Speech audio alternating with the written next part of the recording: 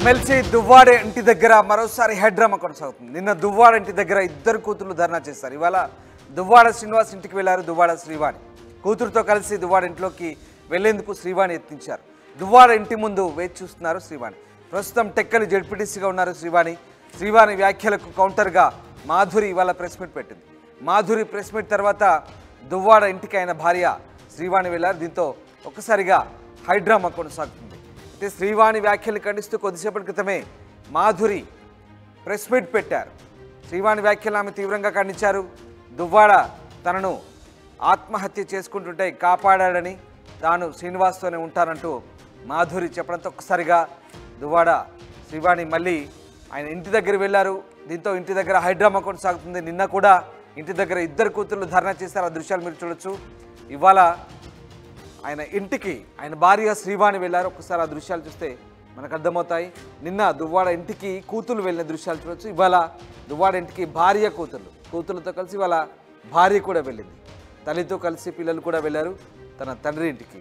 So నిన్న ఇవాళ ఏ రకమైనటువంటి పరిస్థితిలో ఒకసారి మనం చూడొచ్చు.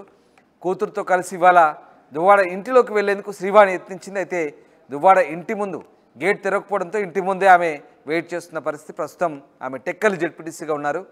సో శ్రీవాణి వ్యాఖ్యలకు అటు మాధురి కౌంటర్గా ప్రెస్ మీట్ పెడితే మళ్ళీ మాధురి ప్రెస్ మీట్ తర్వాత దువ్వాడ ఇంటికి కౌంటర్గా శ్రీవాణి చేరుకుంది. సో మొత్తం మీద ఒక హైడ్రామా అయితే కొనసాగుతుంది ఎమ్మెల్సీ దువ్వాడ శ్రీనివాస్ ఇంటి దగ్గర. మా ప్రతినిధి నాయుడు జాయిన్ అవుతున్నారు. నాయుడు, ఎమ్మెల్సీ దువ్వాడ శ్రీనివాస్ ఇంటి దగ్గర హైడ్రామా కొనసాగుతుంది. ఆయన భార్య పిల్లలు ప్రస్తుతం ఆయన గేట్ బయట వెయిట్ చేస్తున్న పరిస్థితి. సో ఇంట్లోకి రానివ్వడం లేదా, ఏం జరుగుతుంది? మరోవైపు మాధురి కూడా ప్రెస్ మీట్లో కొన్ని వ్యాఖ్యలు చేసింది శ్రీవాణి మీద. మొత్తం మీద ఈ వ్యవహారం అంతా ఎటు మలుపు తిరిగే అవకాశం ఉంది నాయుడు? దువ్వాడ శ్రీనివాస్ ఎమ్మెల్సీ దువ్వాడ శ్రీనివాస్ ఇంట్లో ఉన్నటువంటి ఏదైతే రచ్చ ఉందో ఆ రచ్చకి ఈ రోజు తెరపడిందని చెప్పుకోవచ్చు. ఏదైతే దివ్యల మాధురి ఉన్నారో ఈ రోజు ప్రెస్ మీట్ పెట్టి కుండ బద్దలు కొట్టారు. కేవలం దువ్వాడ శ్రీనివాస్ భార్య అయినటువంటి వాణి రాజకీయ ప్రయోజనాల కోసం తన రాజకీయాలకు తేవడం జరిగింది, ఓట్ల కోసం. ఎందుకంటే టెక్కలి పట్టణంలో భరతనాట్యం నేర్పించుకుంటూ ఒక ఎన్ఆర్ఐ భార్యగా, ముగ్గురు ఆడపిల్లల తల్లిగా, అందరితో కూడాను గౌరవప్రదంగా బతికినటువంటి తనను తన రాజకీయ స్వప్రయోజనాల కోసం ఈరోజు రాజకీయ అంటే వైసీపీలో చేర్చడం జరిగింది. తనతో పాటు తన భర్తను కూడా పరిచయం చేసిందని కూడా విషయాన్ని కూడా స్పష్టం చేసింది. అవన్నీ కూడాను పక్కా ప్రూఫ్లతో ఈరోజు మీడియా ముందు సబ్మిట్ చేశారు. ఆమె పడుతున్నటువంటి ఏదైతే ఈ ప్రచారంలో భాగంగా తన భర్తకును ఏదైతే మాధురికి ఉన్నటువంటి అక్రమ సంబంధాన్ని కూడాను ప్రజలకు చెప్పడం జరిగింది. ఈ విషయం తెలిసినటువంటి మాధురి మాత్రం తీవ్ర మదనపాటుకు గురై తన ఆత్మహత్య చేసుకునేటంత మానసిక క్షోభను అనుభవించినటువంటి రోజుల్లో దువ్వాడ శ్రీనివాస్ తనకు అండగా ఉన్నారు.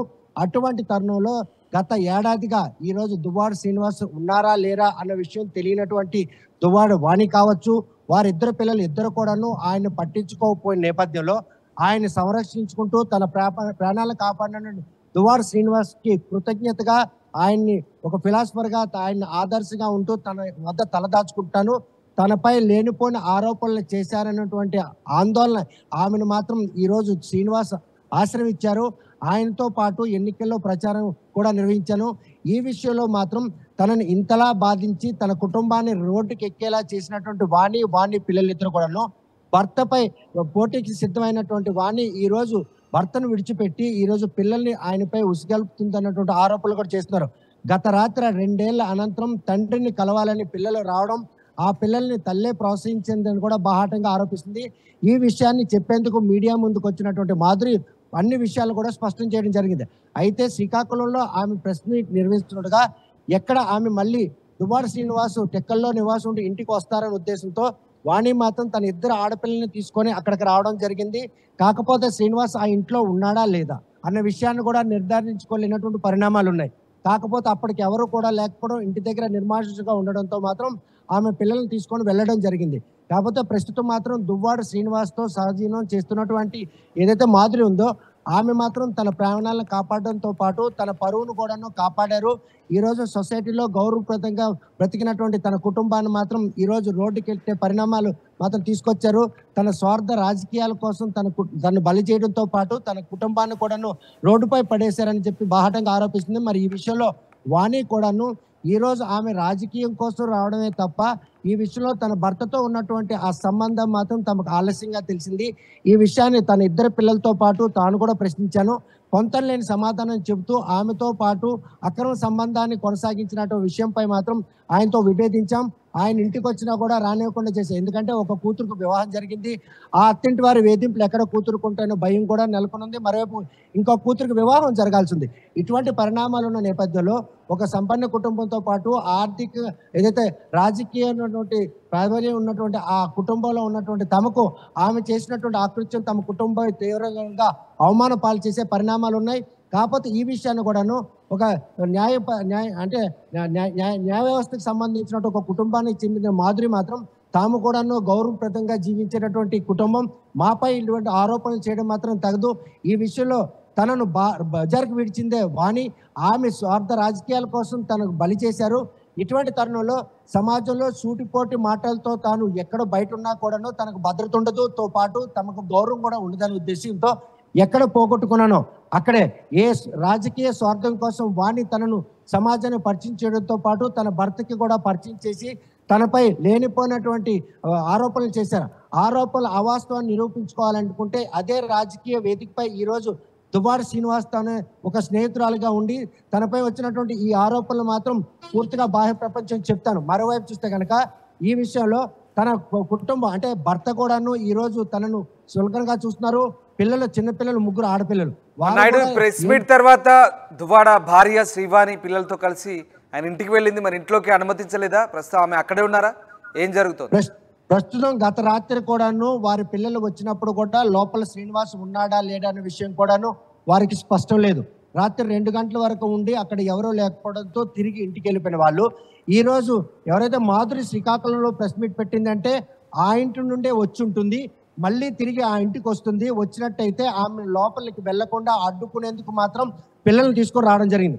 అప్పటికే ఆ ఇంటి దగ్గర ఎవరూ లేకుండా నిర్మానుషంగా ఉండడంతో వస్తారనేటువంటి నిరీక్షణ ఫలించకపోవడంతో ఆమె వెనక్కిళ్లారు. రేపు మాత్రం Duvvada Srinivasarao press meet పెట్టనున్నారు.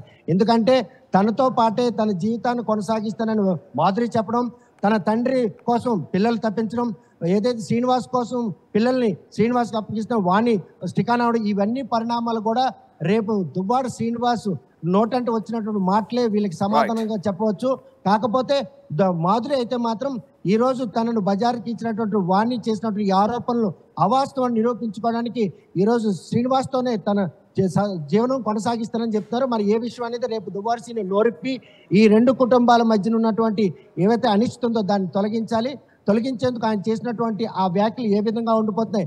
Duvvada Srinivas wife of వాణి ఉంటుందా, లేకపోతే దువ్వాడ శ్రీనివాస్ వైఫ్ ఆఫ్ ఇది మాధురి ఉంటుందా అనే విషయం రేపు ఆయన ఇచ్చినటువంటి ప్రెస్ మీట్ లో సారాంశం తేలనుంది.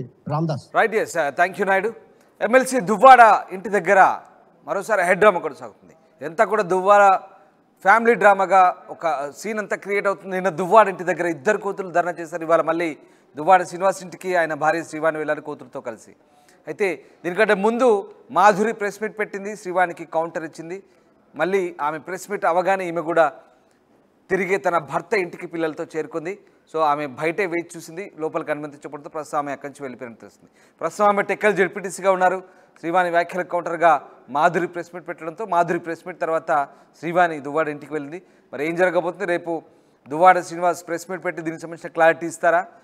ఏం జరగబోతుందని మాత్రం ఆసక్తికరంగా మారుతుంది.